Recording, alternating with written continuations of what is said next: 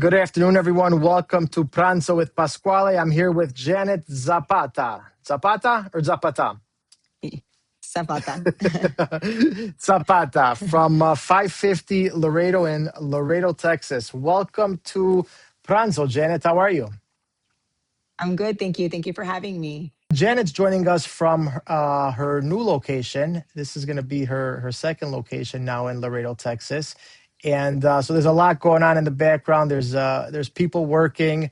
We're in the construction phase, correct, Janet? Do some Yes, demolition over there, some remodeling. I'm sorry for the noise. Yes, a lot of it. So how was it growing up in Laredo, being in a border town? Is that something that affected everyday life, or is it when you're living there, it doesn't even feel like you're on the border, really? You feel like you're on the border because there's a lot of Hispanics here. There's nothing but a lot of Mexican food here. Um, I don't know. I feel like it was a very nice childhood. My parents are very hard workers.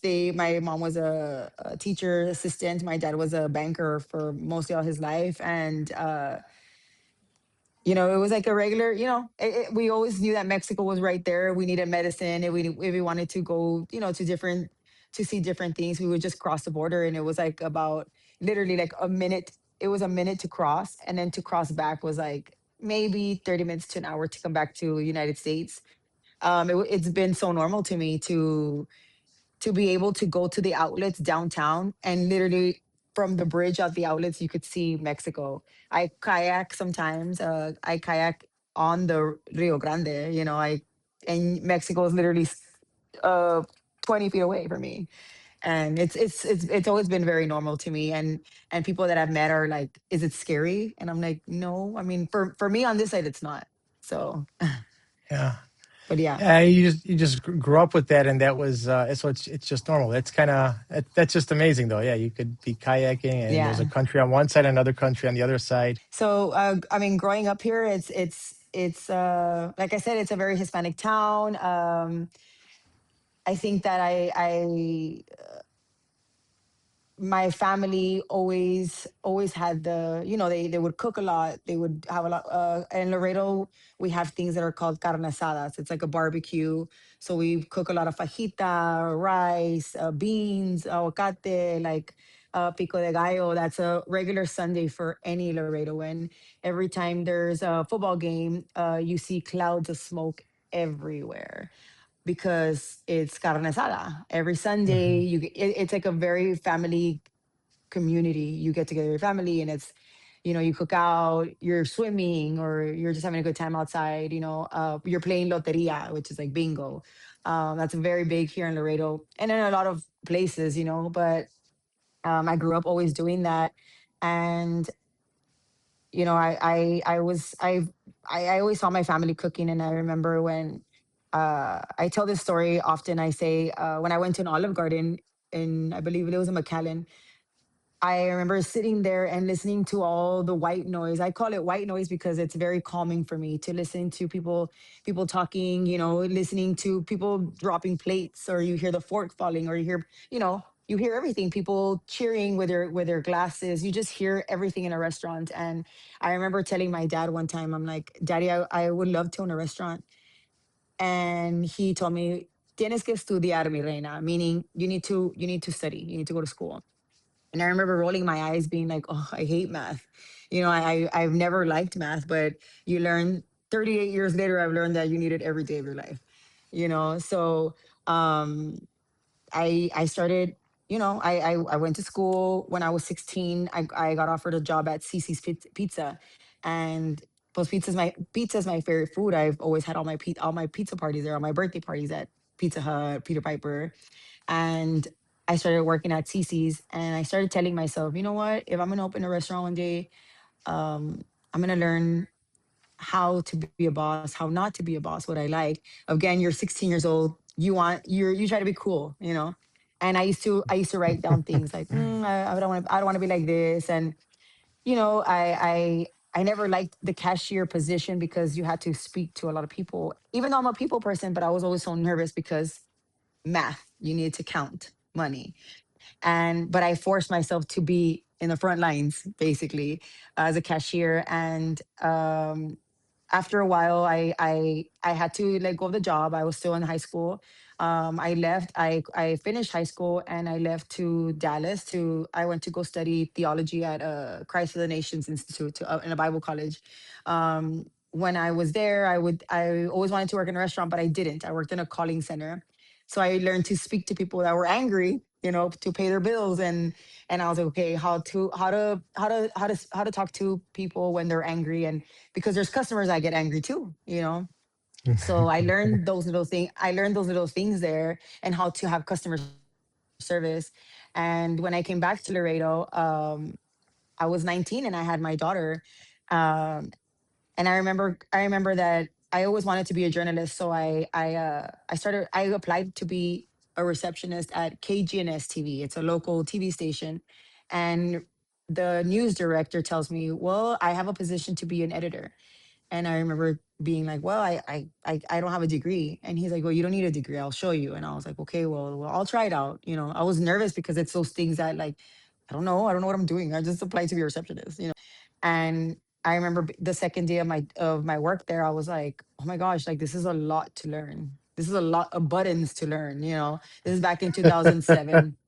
And I was like, oh my gosh, like, and I said, no, I am going to learn this. Like, I have a daughter and I need to learn this. I need to work. And I started at $6 an hour, which is crazy to me. And I worked my way up. I started being a technical director. I worked with cameras. I worked with a lot of different people, a lot of different reporters throughout the years. And I got to learn that side of the business, news. And I always told myself, this is going to help me one day when I open a restaurant. But it was those things that it was a big dream in a small town. I don't come from money. So it was just a dream. It was always in the back of my head. And then back in 2011, I got a job offer at a pizzeria. And my former boss, Jeff, he taught me the ins and outs of owning a pizzeria. I was a cashier there, and he told me, I love your customer service because I worked at a bar at night. I did everything for my daughter. So, to provide for her. And he's like, I like your customer service. I would like for you to work at Laredo Pizza Factory. And I said, okay, well, I'll take your job. I'll take your job offer. And I started working there while I was still working at the news station. I had two jobs, right? So um, I I tell him one day, can I learn? Can I make a pizza? And he tells me, well, let me show you. And I said, no, let me show you. I've been watching you. I learned from watching you. And he's like, okay, well, show me. And I show him, and he's like, I don't know what you're doing in front. You need to be back here making pizza with us. And I'm like, really? And he's like, yeah, you're a little slow, but you'll get faster with time. And I'm like, okay. And I went from there, and he believed in me. And a lot of things that I instill to my staff is things that he taught me. It's to never give up, to not be afraid to try new things, and to not put a lot of things on your menu. Even though I have this stuff on my menu, it's not crazy outrageous stuff. And he would always tell me, like, when somebody new would walk in, or a new pizza maker, he would tell me, Janet, what's oven supposed to be at? And I would always yell 550.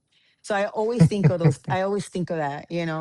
And when I was working at Laredo Pizza Factory, I used to be like, I wonder what I would call my own pizzeria. Would I call it 550, or would I call it Laredo? And Oh, it like was the always in my dough. head. Yeah. Hmm. And my friend Kike, he's like, Laredo. And it'd say like that for years. We would always say, like, oh, one day. Again, a big dream in a small town. In my head, I was like, yeah, right. I don't know how I would ever even have that money to do that. I would always think that. And well, he called. I'm in the middle of a parade. We have a big parade here. We celebrate George Washington in Laredo, and I was in the middle of parade with the TV station, and my boss calls me, and he's like, "Hey, I'm leaving to San Antonio. Do you want to buy my half of Laredo Pizza Factory?" And I'm like, "What?" I'm like, Jeff, I don't know what I'm doing. And he's like, what do you mean? You've been running the whole show. Everyone thinks you're the owner. I'm in the back. I made pizza with you, but you're in the front, you're everywhere. And I'm like, I don't know. And he's like, I'll set it to you at this price. And I'm like, My husband at the time, I told him, "What do you think?" And he's like, "I don't know. I mean, let's do it. If it doesn't work out, it doesn't work out." I'm like, "Okay." Man, I was so nervous. I was so scared, but I told myself, was what I have to do it. I can't live in fear.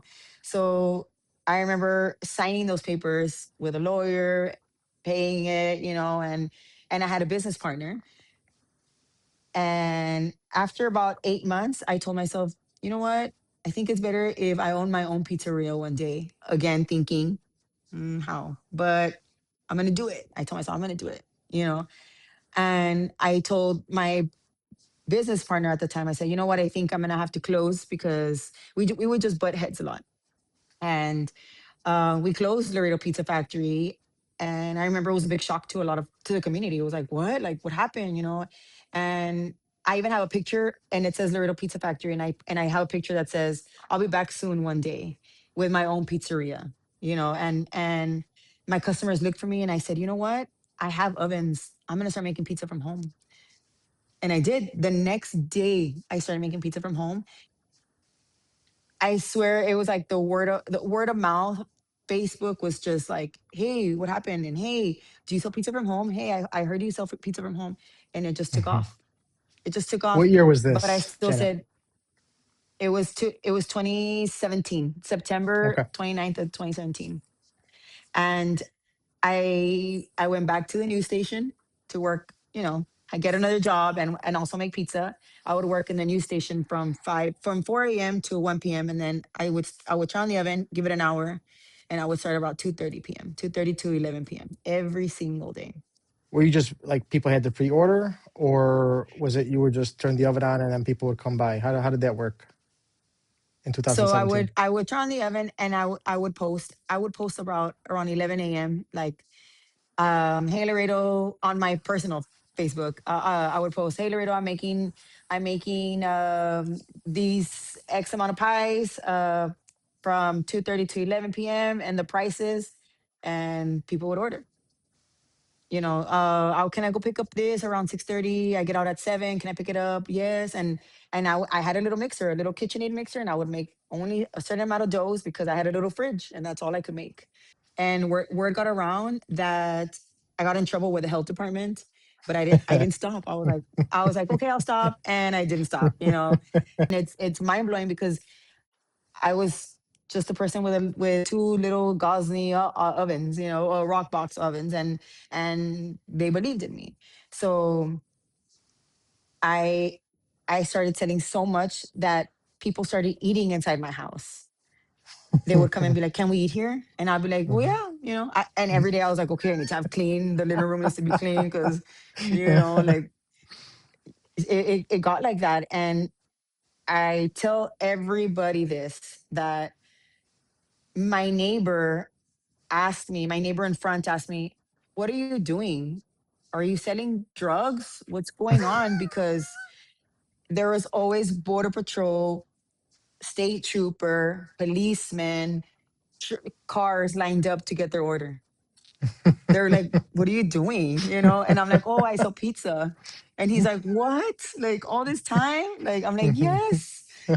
So, I went through so much in those years. We used to have a little tent. They would fly away. It would get rained on. Like one of them we burned. I'm like, oh my gosh. Like I used to use those little rock boxes, and sometimes I couldn't turn it on, so I would use my propane uh, barbecue. Like it's I can't even believe that I used that, and I had a pizza stone, and then I was like, hey, I could make large pizzas with that. So I started making large pies with that, and it even more took off. And then I was like, you know what? Maybe I could start frying some wings. And I had a whole restaurant going on in my house. I even messed up my AC because all the flour that I used. I had to buy a brand new AC. I like clogged the crap out of it, and they're like, "Yeah, you should come see. We need to." And I was like, "Oh my gosh!" I mean, it took 3 years to do that, which is not that bad, I guess. But um, I always had that vision, and I would write things down like, this is how I want 550, this is how I want 550. And I used to practice a lot. I used to practice a lot when I was by myself. Nobody was around, and I'd be like, Thank you for calling 550. No, thank you for calling Laredo. Let's go to Laredo. No, let's go to 550. Like I would practice things like that. People practicing how they were gonna come to 550, or they, hey, let's, like, it's like with anybody, like, hey, let's go eat Pizza Hut, or hey, let's go eat Chick-fil-A or CFA, and I would practice those things until I finally said, I'm gonna call it 550. And now my slogan will be love you, Laredo. It's Laredo, but it's Laredo. And I said it, I left it like that. I even had to trademark it because uh very popular pizzeria that's a chain decided to use that Laredo on their billboard, that I had Hmm. to get my lawyer to have them take it down because that's my Really? slogan. Yeah. It's crazy. So yeah, and opening up 550, I opened up mid pandemic. I didn't I signed the lease 2019. Everything was great, and then pandemic hit. And you're like, what's gonna happen? Because I have a whole ass restaurant to open, you know. Hmm. But it just took off. It took off. We opened June 2020, and it's been a crazy ride since then, because it was a small dream in a big town. I always remember, and I remind myself, like, no dream is ever small enough. Anything you put your mind to, literally, you know. So You got I'm going on my you. 6th year already. You have some great quotes, Janet. I love them. Big dream in a small town is the one that's really sticking with me a lot. Let's go back though. So 19 years old, just graduated college, and you find out you're pregnant. You go back home, you got to tell your parents, this is what's going on. This happened, having a baby. How was that? Oh, it was well, I didn't finish college. I came back home and I told my parents, and it was chaotic. What do you mean? What do you mean? And people are gonna look at you, and you're a Christian, and my family, what are they gonna think of you? And it goes into, what is everybody gonna think of you? Basically, you're basically you're so young. I see now what my parents went through because my daughter's 19, and if she were to go through that, I would be like, I feel like I would go about it very differently, because my daughter's so much more mature than ever was, and at that age, it was very tough. It was a very tough few years, because you're the loser of the family. She got pregnant really young. She didn't finish college, so you're that person that they talk about in the Yeah, that's how family. you felt. You felt Mhm. like you disappointed. You felt like, or at that Yeah, moment in time. At that yeah. moment in time. And then talk. I mean, Hmm. 19, pregnant, having a baby. I can't imagine that that's easy. The thoughts going through your head, that must be scary as hell, huh? It's crazy because at that point in time, I was pregnant and I needed to work, and I remember being so tired. Like, I think of all these things and people telling me, "Oh, well, put her up for adoption." Like, it was so easy. Like, a lot of things that young people go through when they have a baby, or and those things that you never think that you would go through, because so sure, especially in a small town like this, like, no. So it was a challenge. It was a big challenge that I've overcome. A challenge of what people are gonna say. At this point, were you married at that point, or did you get married later? Were you living with your former husband? Just trying to No. understand, were you So with your parents? Where were you exactly? So I was with my parents, and I was very young. My dad went to go live with me in Dallas. He helped me out there. He got us an apartment. My sister was like, "Well, I want to go live there too." And I feel like that my parents weren't always, they fought. They fought quite often as a little girl, and I think that was my dad's getaway. And everything happened. I had a baby. My parents were getting divorced at that the same month. So imagine carrying a baby, and then my dad's in the house, because I came back to Laredo, and I remember that day the sheriff showed up with a divorce papers. I'm sorry. That was my I guess my the father of my child. He was nowhere to be found anymore. It was like we had a baby and he was there, and then it was like I'd rather go party, and that was it. Yeah. And those are deep things that I've never really told anybody, and it's okay. I don't care if people know. I rather them, and then I met my former husband, and he adopted my daughter. So, and she Yeah. grew up with him, so that's her dad. That's I'm your dad. pointing at him like if you could see him because he's outside, but yeah. So 19, and pretty much you were alone to have this baby. Hmm. You had yeah. That's scary. I can't imagine. Oh yeah. When I was 19, I wasn't worried about that. There was other things I was worried about, and most 19-year-olds. Yeah. So, and Yeah. but you attacked it. You decided to keep the baby, and you were working your ass off at that point too. So tell me about your ex husband. When did you guys meet? We met in 2012, and he actually was playing for a band, and I was working, and that's how we met. And even if we're divorced, we're so great with each other. We're so great with our daughter. A lot of people find it weird, and it's okay. He believed in me.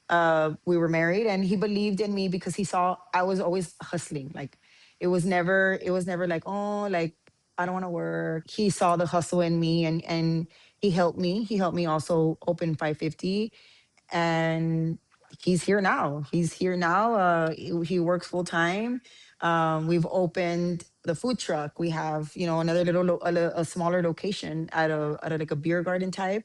um and he's a teacher. It blows my mind, and a lot of people are going to know now that he's quitting his 15 years of teaching because I need him full time here, and he's ready to go. He's ready to be here full time. After school, he goes to change and he eats, and then he comes straight to 550. He's kind of like my HR. We call him HR. So yeah, he helps me a lot. He helps me a lot in that side of business. What do you love about your business? Are you more of a hands-on, you like getting your hands dirty cooking? Are you more face forward, you like dealing with customers? Do you enjoy the business aspect of it? Sales? What is it? Tell me what you really, really love. Well, I feel like I enjoy every aspect of 550 of my business. I opened up, I made pizza for about 2.5 years, all day long. I worked it all day long. I tried to do a lot of the social media. I had to hire a marketing agency to help me because I couldn't always be on my phone. Hmm. I started hiring people, and now I'm the sales. Now I'm everything but a pizza maker. When there's events, I make pizza in the morning, early in the mornings. I par bake them. I get excited because it's my time to you reflect a lot, like when I do. I'm making pizza, and it's my favorite time when my manager schedules me. Like I'm scheduled this Friday, and I'm super excited. He schedules me to be a pizza maker. I'm excited. My staff's like, oh, my boss is gonna work. Like, and I'm a cool boss though. But still, it's your boss. It's like when you walk in and everyone's like, oh, let me clean. Or they're like, but I'm still a cool boss, and everyone's like, hey, what's up, boss? Like, hey, Janae. It's never like where they stay still and like, oh, hello, like, no. But I feel like making pizza to me is my favorite thing. It helps with the anxiety. It helps me to, just refocus on things that I want to do, that I need to change. For the customer to also see, hey, she is hands on. She's not just all glitz and glam and meetings. And, my favorite thing is to make pizza. That's why I opened 550, and because I love to eat pizza. So whenever we burn a pizza, it's kind of a good thing. So I'm like, we'll eat it in the back. Yeah, don't throw that out. Put it to the So side. yeah, yeah, exactly. So, but tell me about your role nowadays. Obviously, you're not making pizza. So, what do you do mostly? Are you in the store a lot? Are you mostly in an office now? Are you trying to get business? What do you do? My day in the life is waking up, work out, and now let's go to this meeting, to this other meeting, career days. We need to go pay this. Recruiting. I need to go see, yeah, I need to go see when my next event is, where I could, hey, we want to meet because we want to do these things. And it's picture time. Let's take pictures of the food. Okay, let's get everything ready. It is so many things. And people always say, well, it's because she's never here. Well, I tell Mm-hmm. them, well, you could come at 5 in the morning. I'm here. You know, I'm in and out of Yeah. the restaurant because I have to go check on my restaurant. I have to go see, or I have people to pay, and I have to go write checks. And of course I want to be at 5:50 every day. I'm gonna go see my restaurant. My daughter's there. I'm gonna go see my daughter. When I walk into 5:50 in the mornings, I always say, thank you, God, for my restaurant. Thank you. May you bless everybody that walks in and out of here. May they find the greatest news when they leave from here, and they'll always remember 5:50. I'm always there, but I'm never there. You know what I mean? It's super Mm-hmm. weird. I'm in and out. I have to go grab something. I'll be right back, guys. And then I am Mm-hmm. in a meeting. Sometimes it's sponsorships. It's just a lot of stuff. It's behind the scenes, and it's crazy. I tell myself, like, that's crazy that you're behind the scenes again, like at the TV station. And because if I stay there, I won't grow. I won't grow. I won't grow. Yeah. And everybody that I talk to, they always ask me the same thing. How do you do it? Like, and I'm like, do what? And they're like, it's because sometimes I post on my personal Instagram, I post the day in my life, like, now I'm working out and now I'm doing this. And every single thing that I post, they're like, dude, you're already like in dinner time and it's like 11 a.m. And I'm just like, yeah, I wake up really early and I have to do what I have to do. So, and I make time for my friends too. I try to go out with my friends on the weekends if I can. Sometimes I don't because I'm extremely tired. Yeah. But I guess I stay busy, and that's where I'm at right now. I'm kind of like the outside of 550. I picture you, like I said, a passionate, fiery person. Are you? Do you Yeah, get when you get mad? Do you get mad? Like, yeah. yeah, yeah. I do. I could get very angry. You could get very angry where you're like, okay, count to three, girl, because you're about to explode. No, but I try not to. That anger takes like so much energy out of you, and you're like, it's not worth it. Yeah. Yeah. Yeah. The older you get, the more mature you get. You learn how to channel that a little Hmm. bit better, right? Is your so Yeah. Oh yeah. your inner voice, is it English or Spanish when you get really really mad? English. Oh, yeah, it's English. It's English, but a lot of cuss words come out in Spanish sometimes. Okay.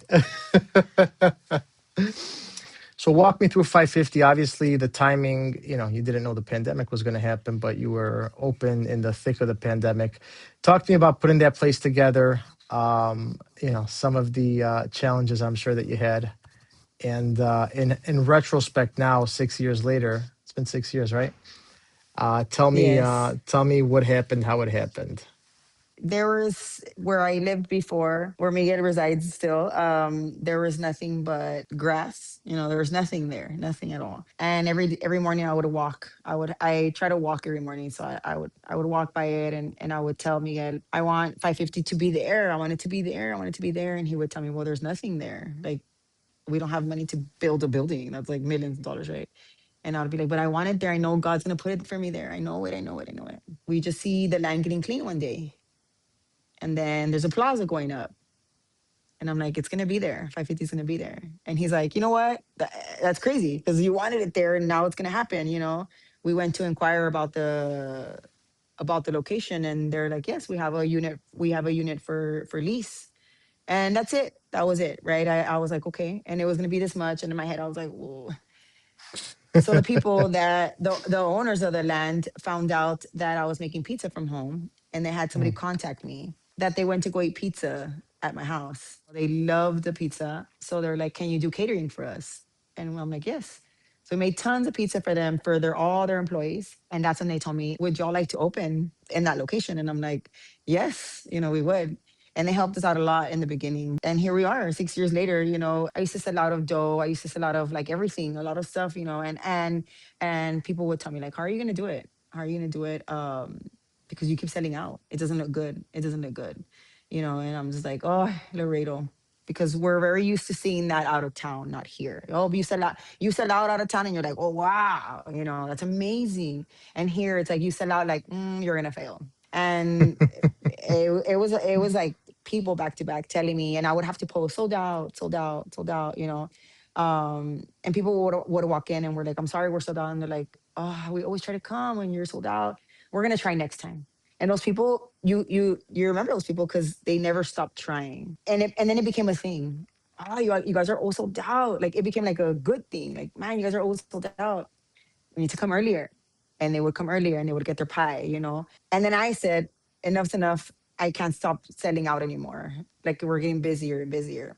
I always wanted the unit next to us, but it was, man, now we have to apply for a loan. Like, how are we gonna deal with a loan? How am I gonna pay? And the fear creeps in. And I was making pizza one day, and I feel like I stopped production at the moment, and I went to go touch the door next door, and I was like, okay, God, this is your will, and let it be done, and we're gonna apply for that loan tomorrow. And we got it. And it was tough. It was tough because we're like, oh my God, like now we're gonna be this much in debt. And but it's okay. It's okay because I've talked to so many business owners, and they tell me like that's just the way it's gonna work. That's what you have to be in to be able to grow. And it sucks because in your mind you're like, you always have to pay all your debt. You have to pay your debt off, right? Yeah, you have debt to pay off, yes, but in order to grow, you have to have debt. We opened the other unit. We had to break down the whole wall, and we grew. And I got another a walk-in cooler, and now it's all for dough. It's all for dough, and my dough makers are there all day long. And now we don't sell out. It's rare. If we sell out, it's rare. But when it happens, everyone's like, "Oh my gosh, you sold out again!" And it's like now it's not a negative thing. Now it's like like that's awesome, that's amazing. And now some people are still like, do you still sell out? And I'm just like, sometimes. And they're like, what's going on? And I'm like, well, we grew, we have more dough to make. And they're like, oh my gosh, like that's amazing. Like, and they've been telling me for years that I need a second location, but I wasn't ready. We get to 550, the first location, and then things go well. At what point in time I saw there was a massive amount of weight loss? When did this happen in your life? At what point in time are we? So 2018, I got sick. I was sick. I had to get a hysterectomy, half hysterectomy. I had to get that operation. And I think at that time, I told myself, like, dude, I need to take care, like, you need to take care of yourself. Obviously, a lot of stress. You're working from home and working and not sleeping well. And, you're trying to make this business happen if it's going to happen. But 2020, before I opened, I got the gastric sleeve. We opened 550 and everybody decided to bring me tons of pastries as a congratulations and cakes. And dude, I love that stuff like bad. And it was so tough for me because I love pizza. I literally eat a slice a day, and I love Coca-Cola. But I love to work out also. I've always loved to work out, even being at my heaviest. I love to go for walks. I love a lot of that stuff, to be active. I've always been in a very, very, I need to move. Okay, what's next? And what's next? Um, so in 2020, I got that operation and I lost weight, but I feel like I stayed like I don't really believe in plateaus because you need to keep moving. You're able to lose that weight. And I told myself, I'm gonna join this challenge. So I joined the challenge and then I joined the second challenge and I kept going. But I took the fourth challenge extremely serious and I didn't eat pizza for 8 weeks. I didn't eat pizza for 8 weeks. I didn't eat anything that just it was a promise to God too, because I was like, man, I really want this. And I lost a lot of weight. And I've kept it off, and I keep joining the challenges and I work out every day, which I haven't worked out in like 2 weeks, right? But I'm very consistent. I feel like suffering from anxiety, that really helps you, burn that extra energy you have. There's just so many things to do at 550 in my hometown that go here, go there. I'm always moving. I'm always moving. So that really helps a lot. And even if I eat a slice a day, I try not to go overboard sometimes. I do. But I've lost a lot of weight because I was like, nah, this is it. And people are like, do you really eat a slice a day? And I'm like, yes, I swear. You could come every day and watch me. But my staff knows that I'm always, that I'm like, yesterday I had half a calzone. I was like, I needed that. That's how I lost so much weight. I feel like a lot of people and pizza are like, wait, that's not you, and I'm like, that's me. That's me. It's still Jeanette. I'm still me. I just shed 140 pounds. Wow, 140 pounds? Hmm. Unbelievable. Crazy, crazy, crazy. I noticed, when you have stuff going on, you have a lot of stuff going on at once. It was Hmm. 19, pregnant, and then it was your parents divorced, and then yeah, you get sick. You're making pizzas from home and working all these jobs, and then you get sick, and then you open up the business, and then you're getting divorced. Like I feel like there's patterns that I'm seeing here. It's where I was just talking about that last night with my friends, that when I get attacked, I get attacked, when I go through hard times, God always shows me like, hey, you're gonna be okay. I go up and up and up. My business goes up and it goes up, and I'm able to help and help and help people. Every time that happens to me, and it's a constant battle. I feel like it's a constant battle. Like, I don't know, friends screw me over, or people talk about me, and you know anything like that happens, I've learned to be like, like, okay, I used to be like, why, and I'm a very nice person, and but now I've learned to be like, oh well, like, and I feel like God always shows me like, hey, it's okay, you're gonna be fine, you're gonna be fine. And I have to remember that, because I'm only human, because sometimes you do go into like, am I okay, what's wrong with me, why do people hate me, but then I'm like, yeah, it's just that noise around me. It's part of being successful, that's what people tell me. Yeah, you seem like a very driven, passionate person. Um, how did you handle, everything that you've been doing and raising a child? I mean, it was hard in the beginning. It was hard. It was tough, because you see your friends finishing college, your friends getting married at such a young age, your friends buying a house, and you're stuck at home with a baby at 19, at 20, you see your friends partying, and they're living their lives, they're traveling and everything, and you're kind of like, okay, I have a baby, but why can I do that? Oh well, because I don't have a job and I didn't go to school, and there you go. But a lot of that you learn. I mean, it takes time to learn that, but a lot of that is like, some of that was never even real. It was all social media.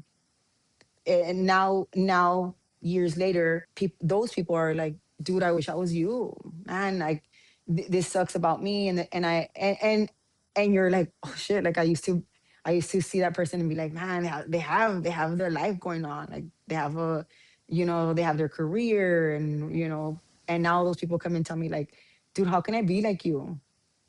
And in my head, I'm like, shit, if you only knew the way I felt back then. But I just tell people like, no, like, you be yourself, do what you want to do what you love. Like, don't stay stuck there. It just blows my mind to see that, to hear that.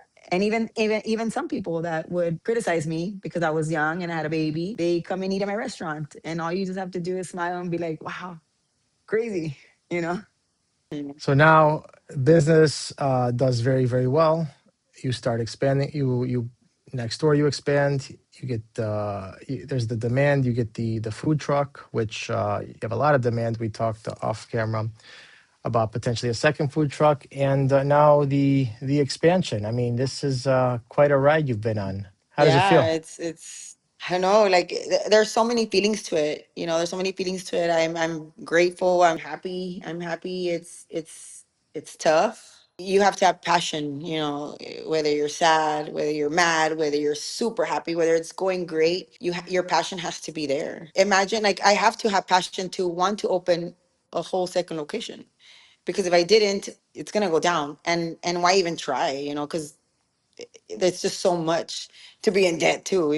So, and to hire people and to keep going. I sometimes I tell myself, damn, you do have a lot of tenacity, Jeanette. Like, I even surprise myself, and I'm just like, okay, okay. I'm like, and people, like I say, people ask me like, how do you do it? And I'm just like, I tell them like, I don't know.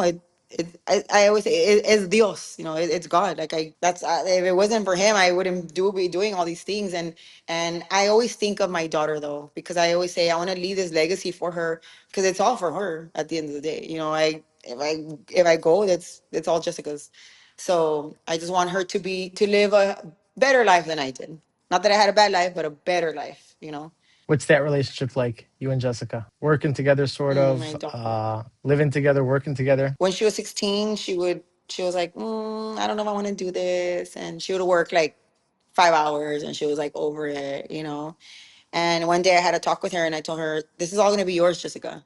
So either you shape up and you learn the business, or you could go to school and you become what you want to become and you work somewhere else." And I feel like that talk that day, it was like she just started getting hours. She just started working more and more and more, and that's it. She loves 550. She puts in my beer order.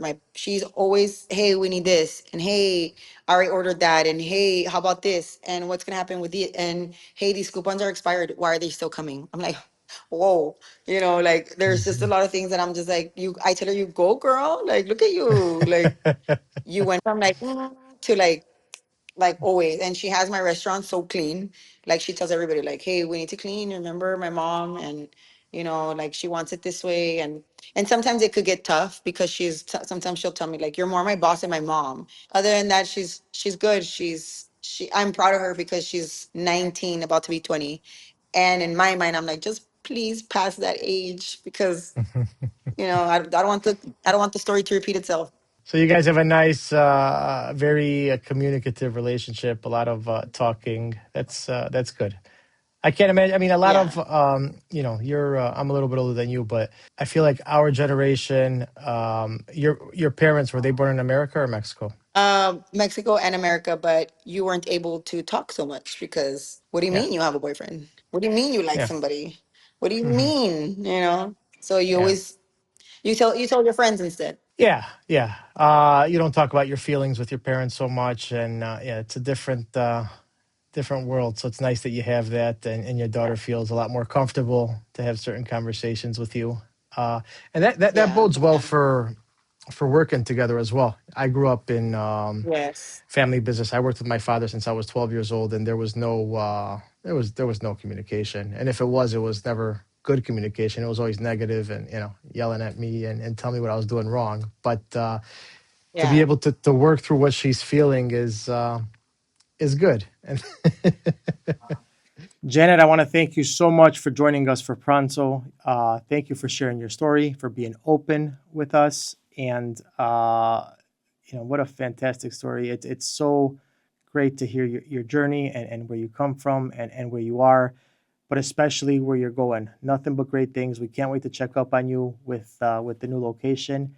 And who knows, maybe one day we'll come down to Laredo and we could have a nice carne asada with everyone. So thank you again. Appreciate your time, and we'll talk soon.